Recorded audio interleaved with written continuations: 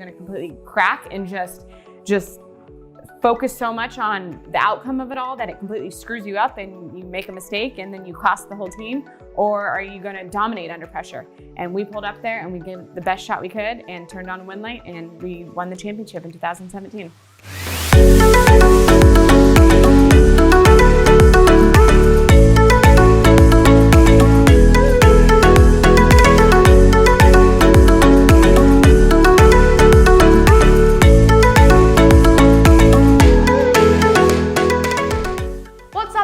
Welcome back to this week's episode of It Takes Grit. I'm joined by Brittany Force. Welcome to the show. Thank you. Thank you for having me. This is going to be a really exciting interview, and I have a million questions for you. But first of all, I just want you to tell the audience what it is that you do, because she's a badass.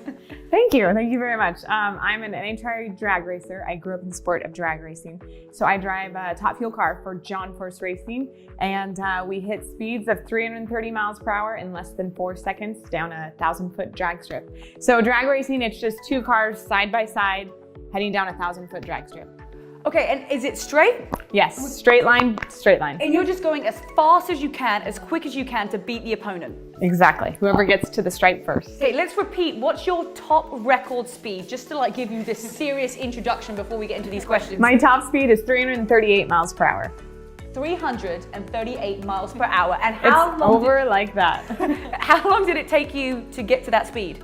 I mean, it's less than 4 seconds. You're already hitting within the first second over 100 miles per hour. Okay. So it's fast, it's quick. This is insane. I got so many questions. Let's take it back to the beginning, because I mean, what a great, thing that we're going to be talking about, the grit. This episode, this podcast is all about It Takes Grit. You've got a serious amount of grit and balls inside of you to do something that is probably often so far out of people's comfort zones. How did you even get started, and where did this come from? I grew up around the sport. My dad is a legend in NHRA drag racing. He still competes. He's 70 years old, and he drives in a different category than I do, but he loves it.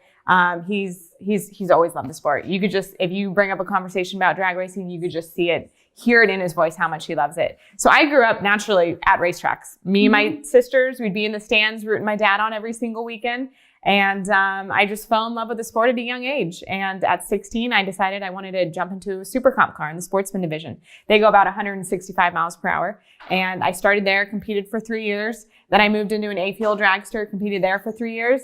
And then I had the opportunity to drive a top fuel car, which is what I drive now. And jumped in the thing, made my first full pass at Las Vegas Speedway. And was absolutely hooked, fell in love, and knew that's the career I want. That's the direction I'm going. And here I am now. Wow, that's incredible. Have you ever raced against your dad? No, I have. At a Norwalk match race, it's a fun race. Yeah. There's no rules. You kind of go out and do whatever. And they lined up a top fuel car, which is what I drive. My dad drives a funny car. Typically, you would not put those in the lane next to each other. Top fuel, we run quicker speeds, we have quicker ETs.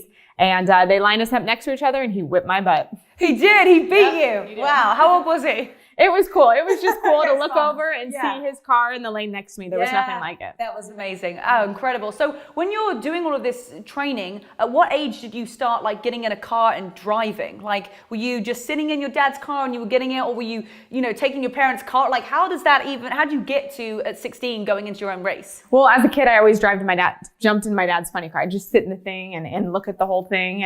And actually my older sister, Ashley, started driving at 16. So I kind of followed in her footsteps, obviously my dad's, but kind of followed in her path as well. That's cool. And so was your dad ever worried about you and all of your sisters? Because you have 3 sisters. Mm-hmm. Were they ever worried about you driving? Was he excited, or was oh shit, this actually, now my daughters are doing it?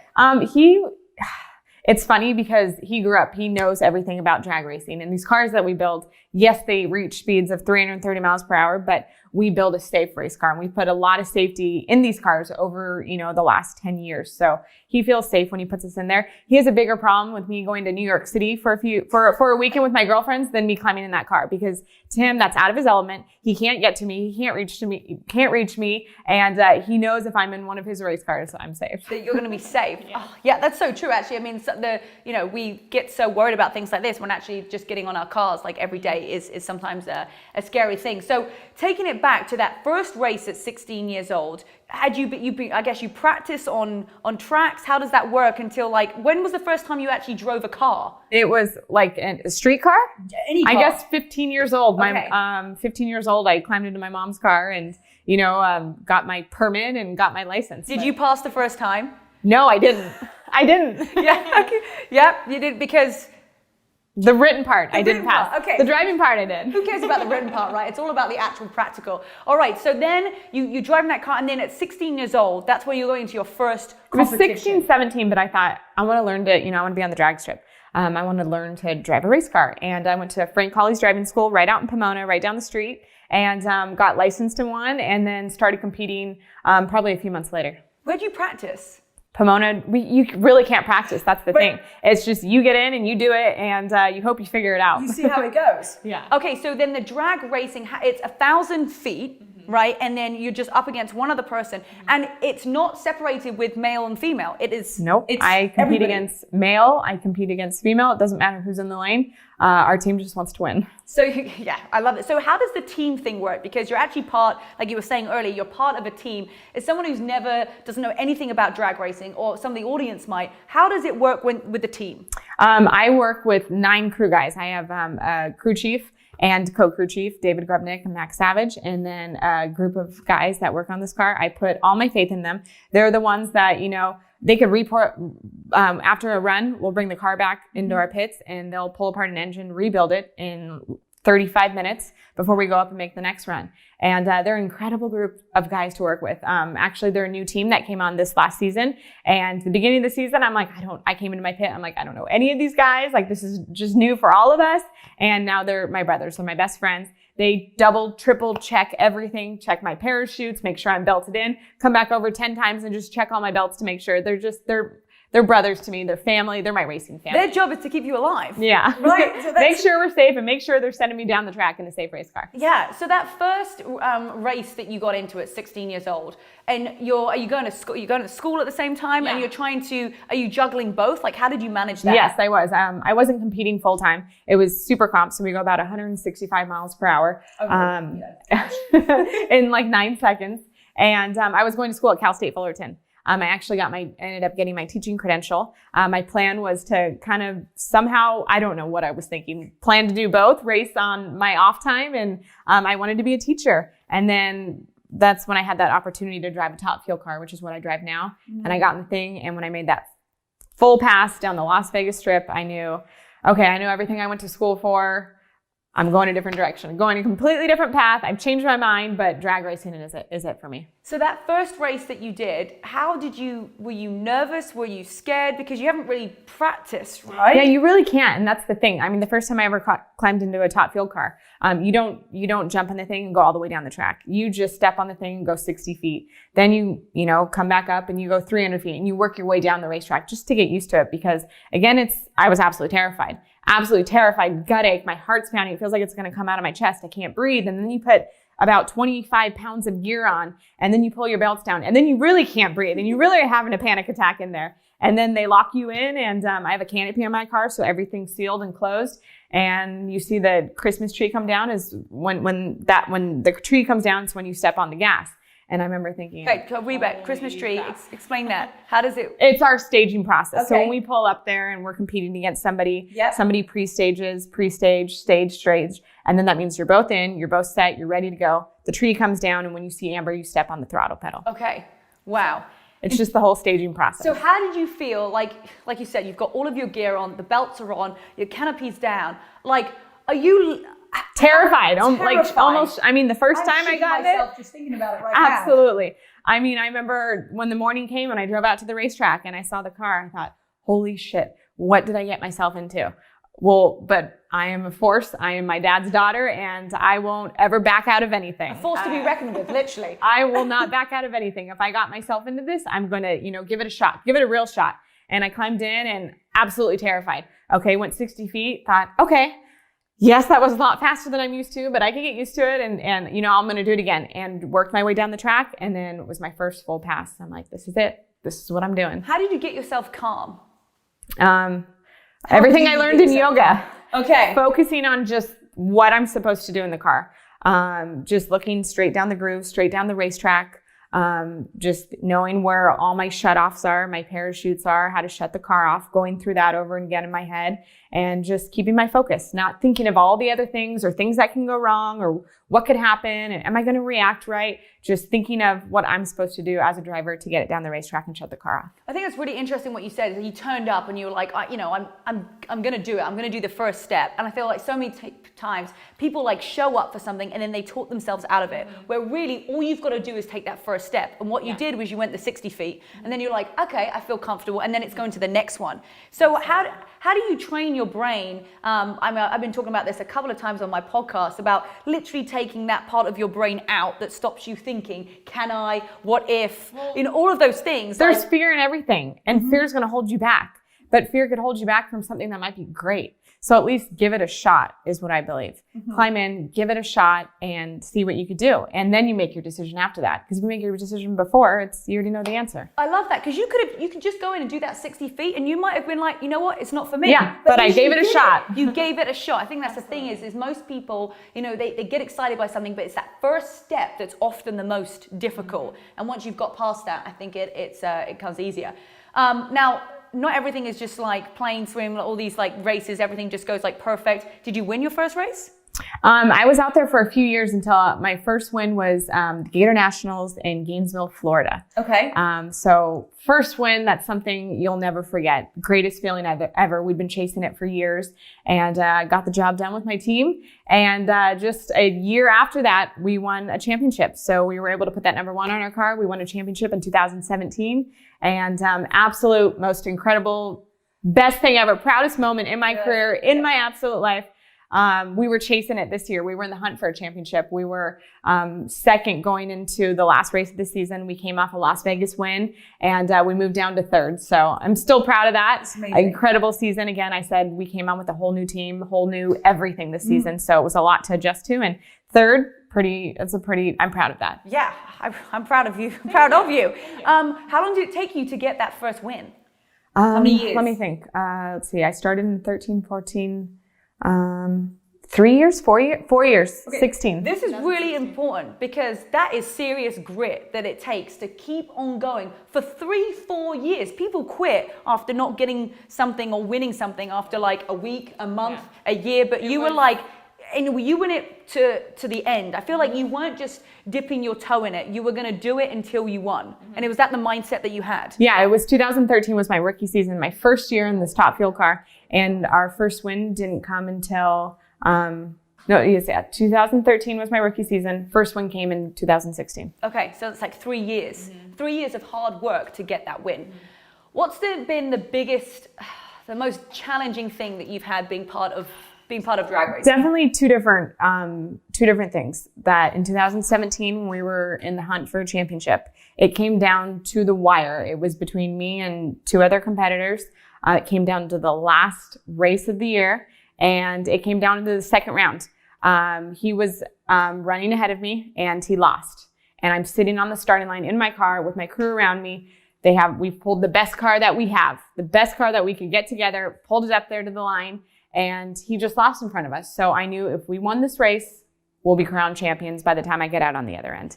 And to take that pressure, feel that pressure and go up there, like I've never been in a situation like that. And how are you going to react under that pressure? Are you going to completely crack and just focus so much on the outcome of it all that it completely screws you up and you make a mistake and then you cost the whole team? Or are you going to dominate under pressure? And we pulled up there and we gave it the best shot we could and turned on a win light and we won the championship in 2017.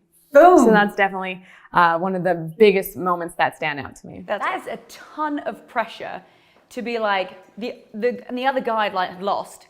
You're sat there, you're like, okay, if I just execute what you know you can do, because did you have to do any more than what you were capable of? No, you already knew. Winning that race, but with all that pressure on you, how are you going to handle the situation? Am I going to go up there and just step on the gas too soon and red light? Or am I going to go out and do something stupid that I wouldn't normally do because there's just so much pressure on you? How are you going to handle it? Are you going to crack under pressure? Or are you going to dominate? Right, because if you hit that red, if you go on the gas on the red light, that's it, you're done. Yeah. Or if you're just too slow leaving the starting line, you lose there too. Right. So what was going through your mind? Like how did you get yourself from being like, I feel this pressure, this pressure, this pressure? What were you saying to yourself? Just trying to tell myself, I do this every single weekend. It's the same race, but really you can't treat it that way because a championship is on the line.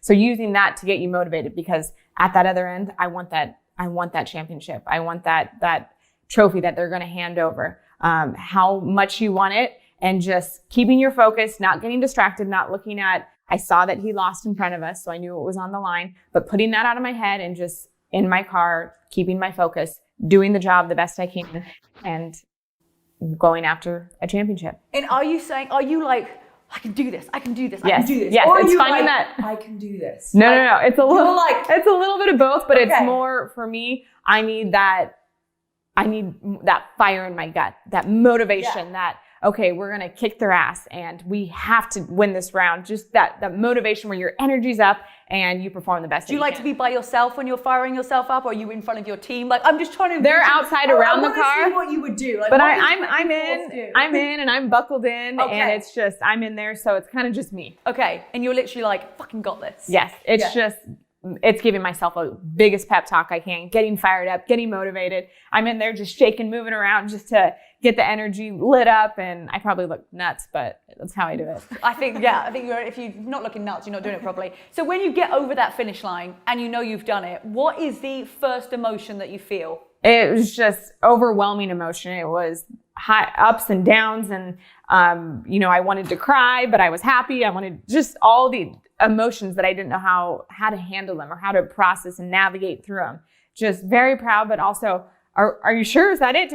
We don't have to go one more round? Like, are you sure that we did it? I'm asking my guys on the radio. Like, are you sure? There's no way this is possible. This is a freaking championship. This is what we've been chasing forever. Are you sure? Do we actually do it? Like, almost you didn't believe it type of thing. And got out in the end and just completely in shock, but beyond proud. And you stand on a podium? Like, how does it work when they present you? Are you doing the champagne stuff? Are you like, is there everything going on? Yeah, we kind of do the whole thing. They put the hat on you, they give you the trophy, and they put a big medal around your neck, and then they interview you and go up on stage, and then they drive you back up the racetrack for the fans to see, and then you do more interviews up there. And I just got chills. My parents were on the starting line, and it's one of my favorite photos. After we turned that wind line on, my dad just collapsed to his knees and he has his hands over his face and he's just bawling his eyes out. And that is a proud dad right there. And really I have to give it up to him because he's the one that taught me everything, gave me this opportunity. But to see him in that moment just so beyond proud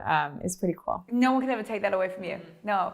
So this all sounds great. There's all like this nice stuff, like winning the trophies, dad's crying. What is the worst thing in the racing? I know we kind of touched on the YouTube video. If you've not done the workout, it's going to get you faster results than it is 328 miles an hour.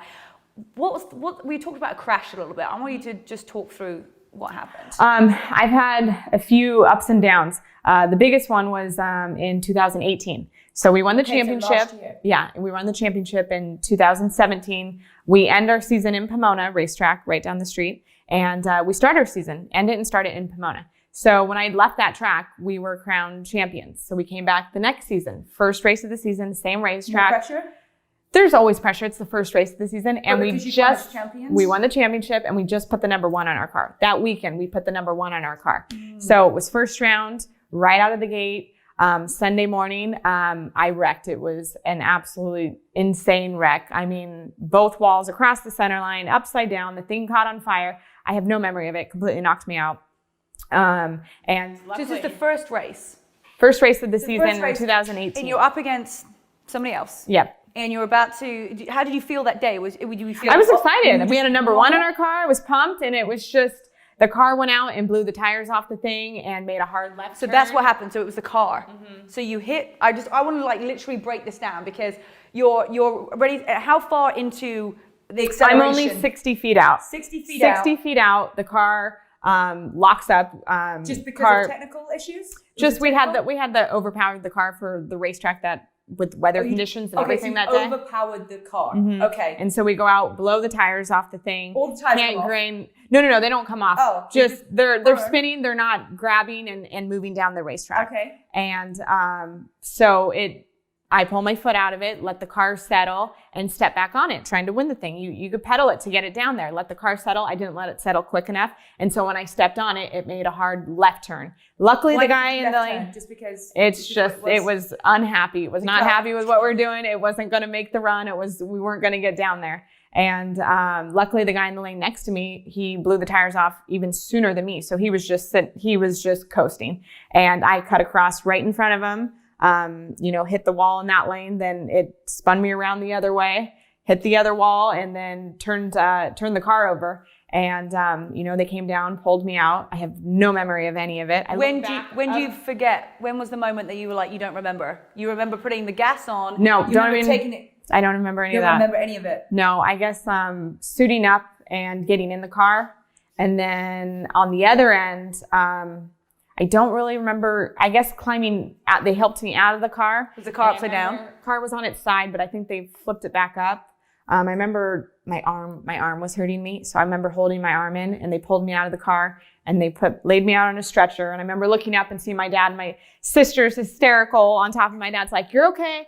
We're going to get you back in the car next weekend. You'll be fine." And I'm just like, what? I have no clue. Like, what happened? Like, where am I? Yeah. And I look down and I'm like, okay, I'm in a fire suit. I wrecked. And then I look over and I had no clue where I was, what was happening. And I had to piece it all together. And I remember looking down and okay, I that's my car. Okay. It's in a mangled mess. Like a complete shit show. And I'm like, okay, where am I? What season, what race? And I couldn't tell you where I was. Okay, how did I get out to the racetrack this morning?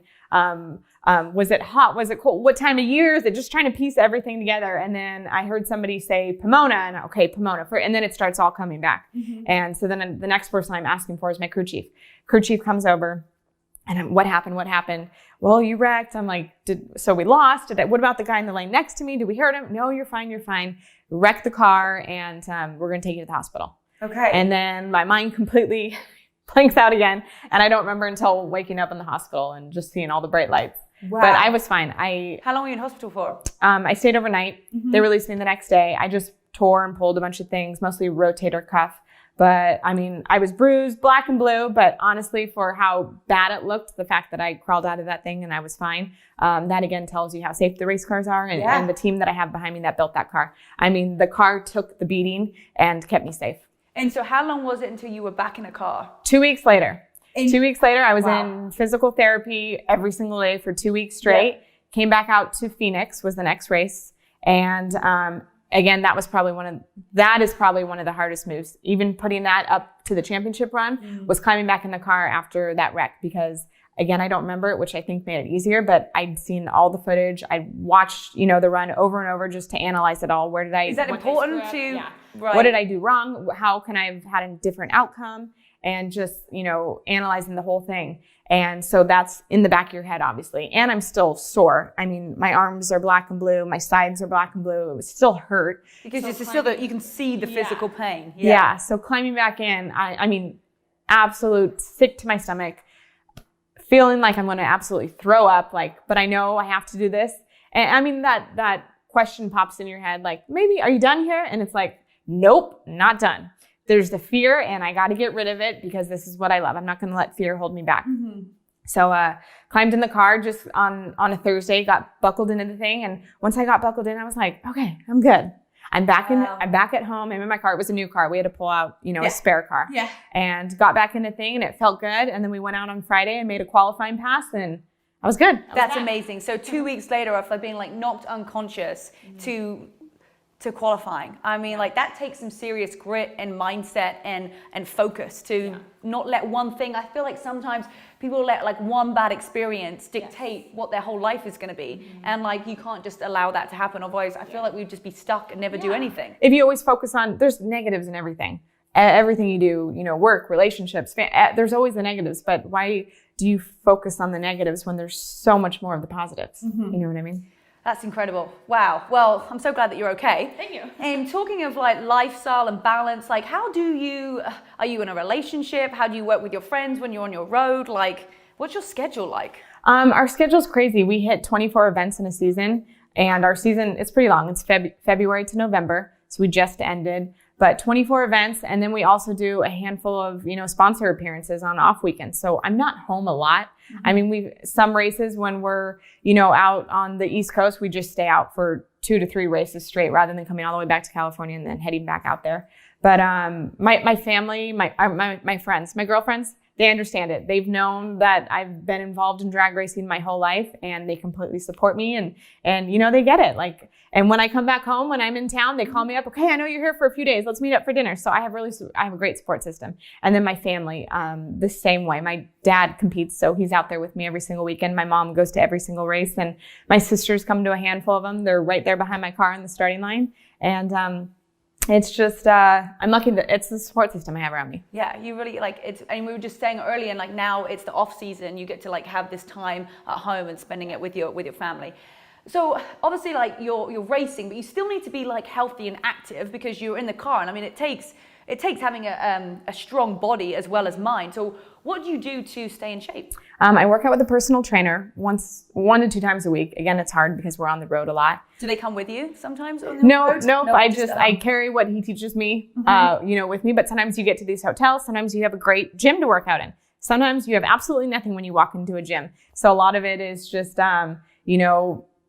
learning what I've learned other places. Yeah. You need to do. Yeah. Right. I also do yoga. I'm all hot yoga. I do sculpting classes that I'm really into. I also, for driving, for us, it's about the reaction time. Standing on that throttle pedal, stepping on that throttle pedal, getting a good reaction time. So I do a lot of, leg workouts, but it's more of the explosive exercises. So like sprinting and doing, jumps in the air and sprinting upstairs and really building those muscles for that quick reaction of stepping on that throttle pedal. So I had a crew chief that put together a workout for me, and it's all the explosive lower leg body workout. Cool. We're gonna have you back now on the YouTube channel. Frog jumps and this workout. Yeah. And jumping on, jumping up on, high boxes or whatever. So I absolutely hate that. Legs are not my favorite thing to do, but that's what I need in the car. Right? Yeah. Yeah. And then nutrition, you're on the road, like what's it like? How do you stay healthy? Because you were saying earlier you don't want to feel full when you're getting in the car. Like I just have my few things that I go to. When I'm out there racing, it's always, we have a chef that cooks we have 4 different teams. So we have a lot of people on the road with us every single weekend. And we have a chef that comes out and it's just finding the healthy things he puts out. But always, Friday, Saturday, Sunday, when we qualify on Friday and Saturday and race day Sunday, I'm eating the same thing every morning before I climb in the car. It's Greek yogurt with some kind of granola and fruit on top. Feel good, before climbing in a car. Mm-hmm. Okay, awesome. And then what about throughout the day? Are you having snacks before you about to like go in and get your, before you go in the car? How soon before are you eating?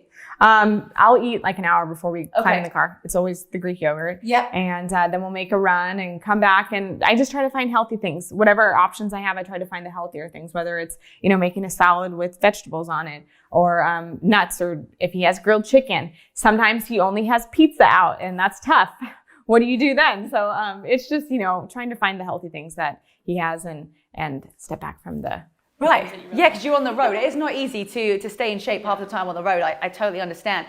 And so lastly, I just want to talk to you about we were talking earlier about family and a lot of us women often put our career, if we don't have a family, we're putting our careers first. I'm 31, you're 33. It's like we really decided that our career was the most important thing. Is that something that was more important than creating a family? Right now it's just career for me. It's, I absolutely love my job. I love driving my car. I love my team. I love the competitive side of it. And, I don't see myself anywhere else right now. Right now, this is exactly where I'm supposed to be. And yeah, I am 33. So that, that question pops in my head. People ask me all the time, are you going to get married? Are you going to have kids? And right now I'm like, I'm just not in a place. I'm not ready for that. When the time comes, I'll address it then. But right now, this is where I'm supposed to be. And I love it. And again, when that when that comes up, I'll cross that bridge as I need to. Yeah, and I guess like this is not something that you can get pregnant and keep like racing. No. Like two of your sisters raced. Yes, right? they did. And they both stepped out of the seat. My one sister has 2 little boys, and my other sister stepped out last year, and they're in the talks of, thinking about starting a family. Right. So then we were talking earlier, we're like, what's the rules and regulations if you get pregnant and drive? Like especially that fast. It's just there's no law. Rule behind it, but I guess it's just, no, you don't want to drive. You don't want to be climbing in those cars if you're pregnant. Yeah, you're about to have a family coming on. And then like, how do you manage, have you had boyfriends or relationships over the last couple of years with this? Do you date people in the industry? Do you date people outside? Lately, I've dated people in the industry. I'm dating somebody right now who's also in the industry. So for me, it's just... Have you raced them? Years ago, yeah. Who won?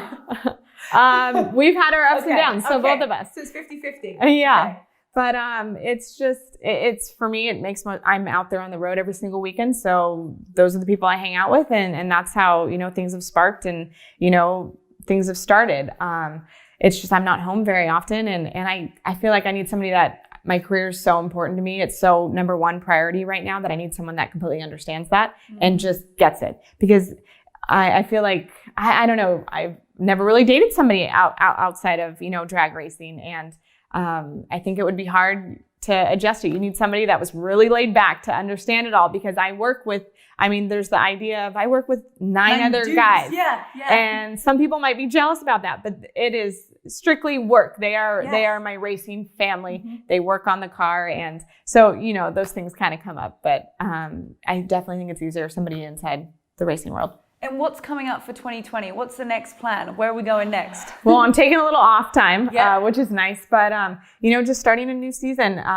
Our same team that we had this last season is carrying over. They're an incredible group of guys. And we're just looking forward to, winning more races and going after a championship is the ultimate goal. That's awesome. Well, I know that there's going to be so many people who want to follow you. So where can they find you on social media? I'm on Instagram and Twitter. It's Brittany Force, BRITTANYFORC. Okay, well, we're going to put all of her links below. Thank you so much for joining me. That's fascinating. I know that you guys have got so much from this. Like, from having an idea to just going for it, like not thinking, taking that first step, and the grit as well. So thank you for joining us. Make sure that you head on over, give that 5-star review a hit, and we will see you guys next week. Bye, guys. Bye.